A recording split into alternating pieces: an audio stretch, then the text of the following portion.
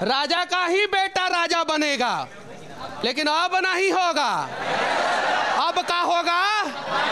आप लोग अपने माँ बाप के सपनों को पूरा करें, इसलिए ये लोग यहाँ पे खड़े हैं। एक केस हुआ है देश में श्रद्धा और आफ्ताब का, पता है आप लोगों को कि हम इस देश के ईमानदार इंजीनियर डॉक्टर बनेंगे, खाओ कसम। हम पढ़ाई के दौरान सिर्फ और सिर्फ पढ़ाई पे फोकस करेंगे, खाओ कसम।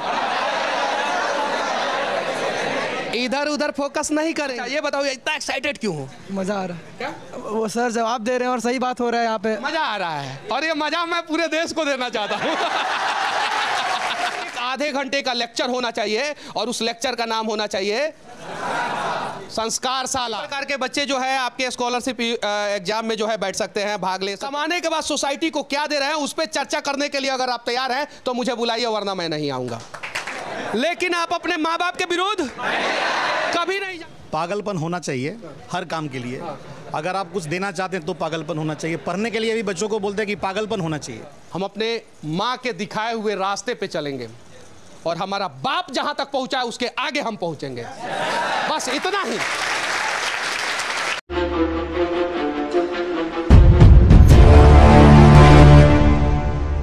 आप लोगों के कोचिंग में देश का बेहतरीन शिक्षक जो है आप लोगों को शिक्षा देते हैं, सही है? लेकिन ये शिक्षा क्यों देते हैं आप लोगों को पता है? नहीं पता है। बताइए, एक लड़का खड़ा होकर बताए कि ये लोग शिक्षा यहाँ पे आप लोगों को क्यों देते हैं। बताओ, कोई भी एक आदमी खड़ा होकर बताए। सर जैसा कि हम लोग जानते थे कि पहले बिहार शिक्षा में काफ़ी उन्नति नहीं थी, जिसके सिर्फ सिंपल शब्दों में बताइए। सर हम लोग जैसा सर चाहते हैं कि बिहार के बच्चा बिहार में, सिंपल शब्दों में कोई भी बता दे कि यहाँ पे जो शिक्षक खड़े हैं देश के बेहतरीन शिक्षक हैं और आप लोगों को शिक्षा क्यों देते हैं। साधारण शब्दों में कोई भी बता दे। नहीं नहीं, आप लोग अपने माँ बाप के सपनों को पूरा करें, इसलिए ये लोग यहाँ पे खड़े हैं, बस। और जिस दिन आप लोगों के दिल में ये बात आ जाए, समझ में आ जाए कि जो शिक्षक हैं वो इसलिए खड़े हैं कि आप लोग इस बेंच पे बैठ के अपने माँ बाप के सपनों को पूरा कर लें, उस दिन आप IIT और मेडिकल क्वालिफाई कर जाएंगे, उस दिन क्वालिफाई कर जाएंगे। लेकिन जब तक ये समझ में आए कि हम फीस देते हैं, पैसा देते हैं, हम आके यहाँ पे मेहनत करते हैं, इसका नाम रोशन करेंगे, उसका नाम रोशन करेंगे, तब तक नहीं हो पाएगा। यहाँ पे सभी बच्चे अच्छा ड्रेस पहन के आते हैं, लेकिन उनके माता पिता अपने घर पे कितना संघर्ष करके पैसा भेजते हैं। आप लोगों का गंजी जॉकी का हो सकता है, लेकिन उनका जो है एक ही गंजी 1 साल तक, और उसमें भी 100 छेद रहता है, और उससे काम चला के जो है हमारा बेटा जो है राजा बेटा बने, इस उम्मीद से यहाँ पे भेजते हैं।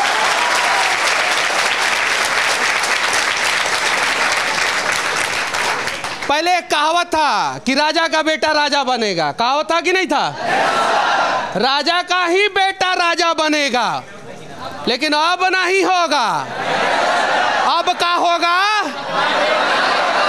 अब राजा का बेटा राजा नहीं बनेगा, राजा वही बनेगा जो हकदार होगा, राजा वही बनेगा जो मेहनत करेगा, राजा वही बनेगा जो काबिल होगा।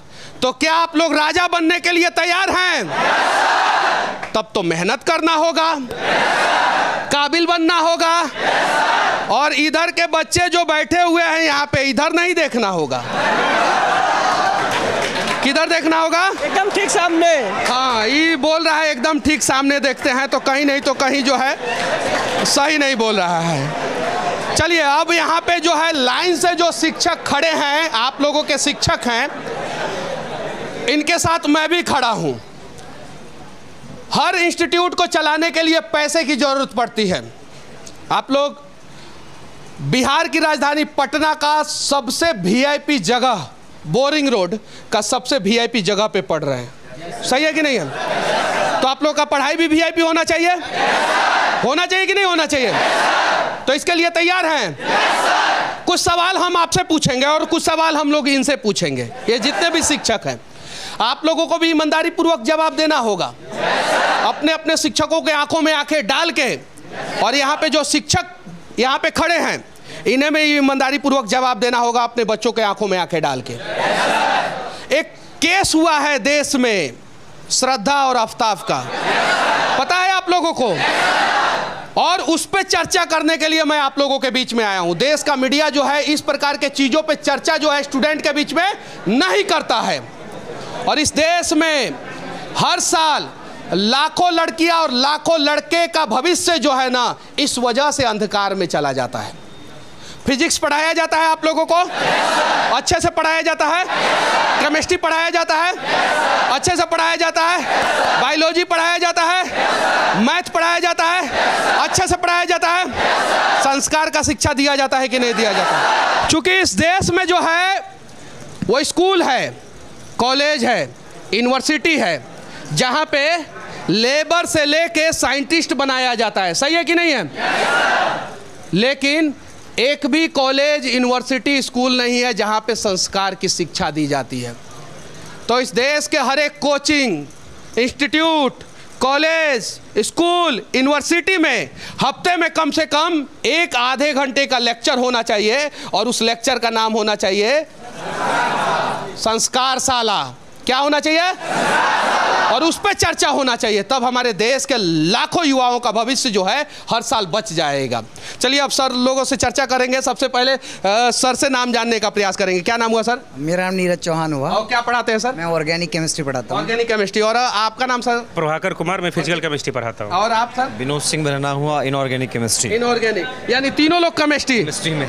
आपका नाम सर? मेरा नाम रुपेश है। और सर क्या पढ़ाते? मैथमेटिक्स। मैथमेटिक्स। आपका नाम सर? कुमार प्रवीण, फिजिक्स पढ़ाता हूँ। आपका नाम सर? राजेश रंजन, फिजिक्स पढ़ाते हैं। आपका नाम सर? विनोद सिंह, मैथ पढ़ाते हैं। देखिए सभी शिक्षक केमिस्ट्री, फिजिक्स, मैथ, सभी लोग, कोई दिखा आप लोगों को कि हम संस्कार सिर्फ पढ़ाते हैं?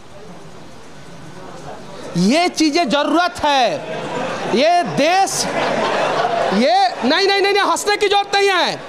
इस बात पे चर्चा करने के लिए अगर ये लोग तैयार हुए हैं और मनीष कश्यप को बुलाए हैं तो बहुत बड़ी बात है। इस पे चर्चा होना चाहिए, देश का हर एक इंस्टीट्यूट में चर्चा होना चाहिए। बहुत बेहतरीन शिक्षक है ये लोग, मुझे इन लोगों के बारे में जानकारी है, खासकर सर के बारे में मुझे जानकारी है, ये चीज़ें हैं। लेकिन स्पेशल शिक्षक होना चाहिए जो सिर्फ और सिर्फ क्लास में क्या पढ़ाए? संस्कार पढ़ाए, जो आप लोगों को मोटिवेट करे, ये चीज़ें हैं। क्या? किधर किधर? आज ये देखिए, ये सर क्या पढ़ाते हैं? क्या क्या पढ़ाते हैं? और मैथ के साथ साथ संस्कार भी। आपके नाम पे तो बचवा सब बड़ी खुश है सर, क्या बात है? बच्चे अच्छे हैं, पढ़ने वाले हैं, इसलिए उस पर जाते हैं।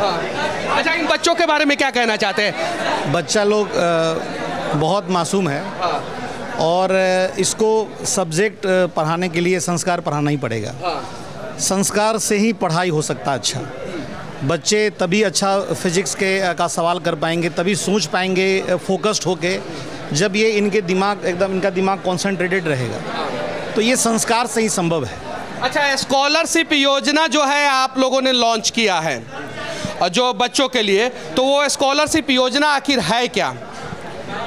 एक्चुअली जो ये स्कॉलरशिप योजना है, इसमें हम चाहते हैं कि जो बच्चा पटना तक नहीं आ पा रहा है किसी वजह से, अच्छा है, उसमें टैलेंट है, लेकिन वो सोच ही नहीं पाता कि हम पटना जाके पढ़ेंगे, क्योंकि वो उसकी आर्थिक स्थिति अच्छी नहीं है, या उसके दिमाग में कोई ये बात दे नहीं रहा है कि पटना भी जाके पढ़ सकते हो। इस प्रकार के बच्चे जो है आपके स्कॉलरशिप एग्जाम में जो है बैठ सकते हैं, भाग ले सकते हैं। क्या ये सभी बच्चे भाग ले सकते हैं? हाँ बिल्कुल, हमारे अपने बच्चे भी भाग ले सकते हैं। तुम लोग तैयार हो स्कॉलरशिप योजना में भाग लेने के लिए? अच्छा, तो स्कॉलरशिप योजना के तहत जो है फ्री में बच्चों को पढ़ाया जाएगा, जानकारी है? लेकिन उसके लिए क्या करना पड़ेगा? मेहनत। चूंकि कोई भी इंस्टीट्यूट सभी बच्चों को फ्री में तो पढ़ा नहीं सकता है, क्योंकि टीचर को भी सैलरी देना पड़ता है, टीचर का भी परिवार है, टीचर का भी पेट है। तो इसमें से जो भी लड़का ईमानदारी पूर्वक पढ़ेगा, मेहनत करेगा, वो स्कॉलरशिप योजना में क्वालिफाई करेगा, और अगर उसने फीस भी दिया तो उसका फीस रिटर्न हो जाएगा। तो तैयार हो ना तुम लोग? बेसिकली इंजीनियरिंग और मेडिकल की तैयारी कराते हैं, तो जो भी बच्चे इंजीनियरिंग या मेडिकल की तैयारी करना चाहते हैं 7th ऑनवर्ड्स, वो सारे बच्चे हमारे स्कॉलरशिप टेस्ट में बैठ सकते हैं। टेस्ट में बैठने का फ़ायदा एक तो है कि बच्चे अगर बहुत टैलेंटेड है तो उनको फ्री में रहना खाना पढ़ना हो जाएगा। उसके बाद का जो कैटेगरी है उसमें हम 100% तक स्कॉलरशिप दे रहे हैं, यानी हो सकता है कि उसका रहना खाना पढ़ना फ्री ना हो लेकिन एजुकेशन फ्री हो जाए। कुछ बच्चे के एजुकेशन में 50% फ्री हो जाए। तो केवल रहना खाना कुछ ही बच्चों के लिए नहीं है, ये बहुत सारे बच्चों के लिए योजना है। कम से कम इससे हम 3000 बच्चों को इस स्कॉलरशिप का फ़ायदा देंगे। एक्चुअली सफल होने के लिए दो चीज़ बहुत ज़रूरी होता है, एक नीयत और दूसरा ईमानदारी। स्टूडेंट कोशिश करते हैं लेकिन उनका जो है ईमानदार कोशिश नहीं होता है। तो हमारा मानना है कि अगर आप पूरी ईमानदारी से अपने लक्ष्य को ध्यान में रख के तन्मयता से काम करते हैं तो आप निश्चित तौर पे सफल होते हैं। और संस्कार जो है वो उसी का एक पार्ट है। तो स्टूडेंट को हमेशा, हम तो क्लास में भी पढ़ाने के क्रम में स्टूडेंट को मोटिवेट करते हैं कि किसी भी तरह से तुम्हारे, जैसे वो एक कहावत है ना कि आए थे हरि भजन को ओटन लगे कपास। तो जैसे तुम पढ़ाई करने आए हो तो तुम्हारे बीच में बहुत सारे ऐसे माध्यम आएंगे जो तुमको पढ़ाई से दिग्भ्रमित करेंगे। लेकिन अगर तुम पहला माध्यम पता है आप लोगों का क्या होता है? क्या होता है? मोबाइल होता है ना। तो आप लोगों के पास मोबाइल नहीं ना है? कम से कम 50 गोड़ा मेरा वीडियो रिकॉर्ड अभी तक कर लिया है। सब झूठ बोल रहा है सब तुम लोग। इधर है एगो लड़का रिकॉर्ड कर रहा था, इधर है, इधर कर रहा था, पूछो तो नहीं ना करते हो। देखिए मैं आप लोगों से कहना चाहता हूं, अगर सिर्फ और सिर्फ 2 साल आप लोग ईमानदारी पूर्वक मोबाइल से दूर, लड़कियों से दूर लड़का और लड़का से दूर लड़की, सिर्फ 2 साल सिर्फ अपने लक्ष्य के प्रति ध्यान केंद्रित कर देंगे तो आप लोग जीवन में सफल हो जाएंगे और आपका जीवन जो है ना वो सफल हो जाएगा। दोनों, सिर्फ 2 साल। आप लोग जिस मुकाम पे हैं सिर्फ 2 साल, और ये 2 साल में आप लोग मेहनत नहीं करेंगे तो देश का सरकार जो है किस प्रकार से व्यवस्था किया वो आप सभी को पता ही है। फिर अग्निवीर बनने लायक भी आप लोग नहीं रहेंगे, याद रखना। यही शिक्षक जब पढ़ाते हैं तो कुछ बच्चे IIT क्वालिफाई कर जाते हैं, कुछ बच्चे नीट क्वालिफाई कर जाते हैं, और यही शिक्षक पढ़ाते हैं तो कुछ बच्चे फेल हो जाते हैं। तो शिक्षक की गलती है कि बच्चों की गलती है? किसकी गलती है? बच्चों की। तो इस बात पे आप लोगों को ध्यान केंद्रित करना है कि सिर्फ और सिर्फ यहाँ पे बहुत दूर दूर से आए होंगे, और मैं दावे के साथ कहता हूँ कि बिहार के हर एक जिला का कम से कम 2 बच्चा इस क्लासरूम में बैठा होगा। सही है कि नहीं? बिहार के हर एक जाति का बच्चा यहाँ पे बैठा होगा। सही है कि नहीं है? सही है ना? तो चलिए नाम रोशन कीजिए अपने परिवार का और नाम रोशन कीजिए बिहार का। साथ ही साथ एक और सवाल मैं आप लोगों से पूछना चाहता हूँ। आप लोग तो मेडिकल क्वालिफाई कर जाते हैं, इंजीनियरिंग कॉलेज क्वालिफाई कर जाते हैं, बाहर चले जाते हैं पढ़ने के लिए। सही है कि नहीं है? उसके बाद से बढ़िया इंजीनियर बन जाते हैं, बढ़िया डॉक्टर बन जाते हैं ना। तो जब इंजीनियर बन जाते हैं उसके बाद से पुल काहे गिरा देते हैं, और डॉक्टर बन जाते हैं तो उसके बाद से लोगों का किडनी काहे चोरी कर लेते हैं? बताइए क्या? सब बचपन में यह बात बोलता है, सब बोलता है सब। हाँ देख लीजिए, जो करेगा उसको रिलाइए, करिएगा आगे। आगे चलो तुम सभी लोग अपने अपने सर पे हाथ रख के कसम खाओ। खाओ, जो नहीं खाएगा समझ जाइए कि वो गड़बड़ बनेगा। खाओ कसम कि हम इस देश के ईमानदार इंजीनियर डॉक्टर बनेंगे। खाओ कसम। और ये सारी चीजें जो है ना हर एक इंस्टीट्यूट में बताई जानी चाहिए। और अगर ईमानदार नहीं बनेंगे, बेईमान बनेंगे, तब क्या होगा तुम लोगों के साथ? क्या होगा? क्या होगा? जैसे आप रिलाई करते हैं ना वैसे ही सबका करिएगा। हम लोग कैमराई के पास रहेंगे, आपके पास देखते रहिए। सभी लोग ईमानदार बनेंगे ना। और एक बार और कसम खा लो, हाथ रख लो सर पे, रखो सभी लोग रखो। ये लड़कियां को थोड़ा सा दिक्कत हो रहा है इधर। हाँ रख लो। और इस बार कसम खाना है कि हम पढ़ाई के दौरान सिर्फ और सिर्फ पढ़ाई पे फोकस करेंगे। खाओ कसम। इधर उधर फोकस नहीं करेंगे। सही है ना? चलो ठीक है। अब सर के साथ आते हैं। ये सारे आपके बच्चे हैं। इन्वेंटर्स की शुरुआत आखिर आपने कोरोना के समय में क्यों की? क्योंकि कोरोना के समय में सब लोग जो है अपना दुकान, इंस्टीट्यूट, यहाँ तक कि हॉस्पिटल बंद करके भाग रहे थे अपने घरों में।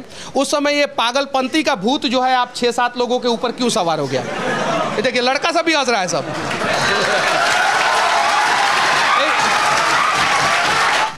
पागलपन होना चाहिए हर काम के लिए।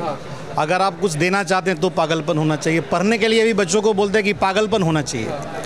एक्चुअली कोविड के टाइम में क्या हुआ था, खासकर उन बच्चों का जो 2 साल के कोर्स में आते हैं, तो 1 साल उनका हो चुका था, बच्चे का पूरा फीस जमा रहता है। जहां हम लोग काम कर रहे थे पहले, तो वो बच्चे हमको मैसेज करते थे कि सर हम लोग का क्या होगा, लॉकडाउन हो गया, कैसे करेंगे, क्या करेंगे। फर्स्ट कोविड के दौरान जब 23 मार्च को लॉकडाउन लगा था, उसके बाद तो हम जहाँ काम कर रहे थे वहाँ बात किए कि सर उनके लिए कुछ होना चाहिए, ऑनलाइन शुरू हो जाए, जैसे भी शुरू करें। बट काफ़ी टाइम तक कुछ हुआ नहीं। तो फिर हम लोग एक डिसाइड किए हम लोग कि भाई कुछ करते हैं इन बच्चों के लिए। तो बस हम 1 जून को शुरू कर दिए, घर में बोर्ड लगाए, पढ़ाना शुरू कर दिए उन बच्चों को। जो बच्चे हमसे संपर्क करते थे उनको पढ़ाना शुरू कर दिए। जब पढ़ाना शुरू किए, बच्चे आने लगे, तो लगा कि भाई अब तो कुछ एक नाम होना चाहिए। तो हमने एक नाम दिया इन्वेंटर्स। तो उस पीरियड में फिर स्टार्ट हुआ, इन्वेंटर्स की शुरुआत हो गई। फिर लगा कि इतने बच्चे केवल हमारा चेहरा देख के भरोसा करके आ रहे हैं, हमारा कोई फिजिकल प्रेजेंस होना चाहिए। तो जो बच्चे से छोटी मोटी फीस आई थी, उसी फीस से हमने ऑफिस लिया, ऑफिस की शुरुआत हो गई। माने इन्वेंटर बड़ा ईमानदार सर है, बोल रहा है कि जो बच्चे से फीस आया था उसी फीस से हम लोगों ने ऑफिस लिया और शुरुआत किया। शायद कैमरा के सामने जो है देश के पहले ऐसे शिक्षक हैं जो ये बात जो है क्लियर बोल दे रहे हैं। अभी के समय में सबसे ज़्यादा राज्य घूमने वाला और अलग अलग राज्यों में इंस्टीट्यूट घूमने वाला मैं पत्रकार हूँ। मैं कोटा में भी गया हूँ, मुंबई में भी गया हूँ, दिल्ली में भी, लखनऊ में भी, पटना में भी, रांची में भी, बंगाल में भी, हर जगह गया हूँ, उड़ीसा में भी गया हूँ। लेकिन जाने से पहले मेरा एक ही सवाल रहता है कि आप जो कमा रहे हैं उस पर मैं चर्चा नहीं करना चाहता हूं। आप कमाने के बाद सोसाइटी को क्या दे रहे हैं उस पर चर्चा करने के लिए अगर आप तैयार हैं तो मुझे बुलाइए, वरना मैं नहीं आऊंगा।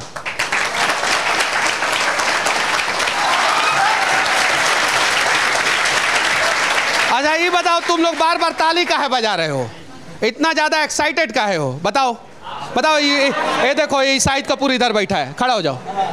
अरे तुम हाँ तुम तो क्या नाम हुआ तुम्हारा? अरिंदम सर। अच्छा ये बताओ, इतना एक्साइटेड क्यों हो? मज़ा आ रहा है। क्या वो सर जवाब दे रहे हैं और सही बात हो रहा है यहाँ पे, मज़ा आ रहा है। और ये मज़ा मैं पूरे देश को देना चाहता हूँ।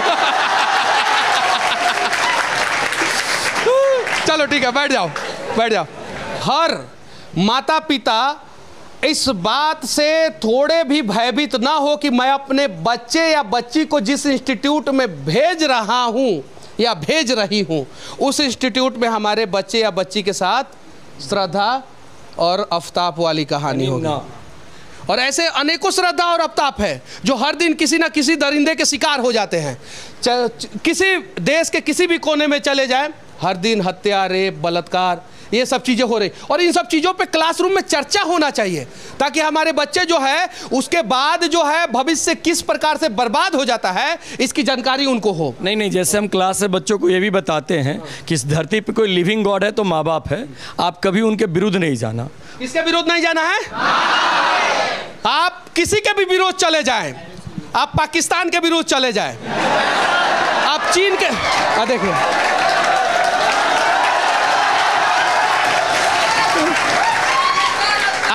आप चीन के विरोध चले जाएं, आप अपनी गर्लफ्रेंड के विरोध चले जाएं, सब खुश हो रहा है, सब खुश हो रहा है सब। आप अपनी पत्नी के विरोध चले जाएं, सही है कि नहीं है? लेकिन आप अपने माँ बाप के विरोध कभी नहीं जाना है। किसके विरोध नहीं जाना है? माँ बाप। चूंकि वो बहुत उम्मीद से, एक माँ जो है वो 9 महीना अपने कोख में रख के किसी बच्चे को पैदा करती है और उसे उम्मीद रहता है कि मैं जो सोच रही हूँ वो अपने बच्चे के लिए बेहतर सोच रही हूँ, अच्छा सोच रही हूँ। और एक बात बताऊँ मैं आप लोगों को, माँ कभी भी अपने बच्चे को जो है वो कमर के पास रखती है। जानते हैं क्यों? सोशल मीडिया पे तो आप लोग देखे ही होंगे कि मैं जहां तक रास्ता देख रही हूं वो रास्ता सही है कि गलत है वो मैं डिसाइड करूंगी, और मैं जहां तक देख रही हूं वहीं तक हमारा बच्चा देखे। और बाप कंधे पे रखता है, वो जानते हैं क्यों रखता है कंधे पे?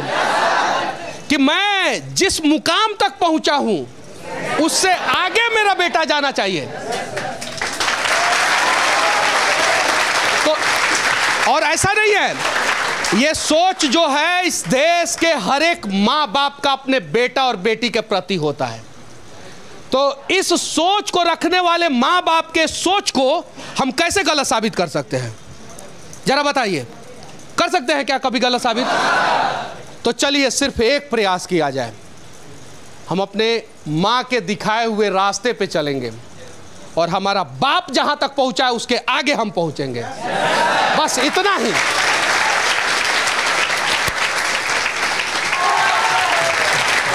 हमको कुछ रिपोर्टर सब कहता है सब कि वो अनपढ़ है, बोलने ही नहीं आता है। अरे हमको बोलने नहीं आता है, लेकिन इस बात का गर्व है कि हमारे दिमाग में जो है राष्ट्रवाद है और राष्ट्र के प्रति सोचने आता है। तो चलिए अपने माता पिता के सपनों को पूरा किया जाए और फिर से भारत को महान बनाया जाए। मेरे साथ आप सभी को एक सुर में कहना है, जय हिंद।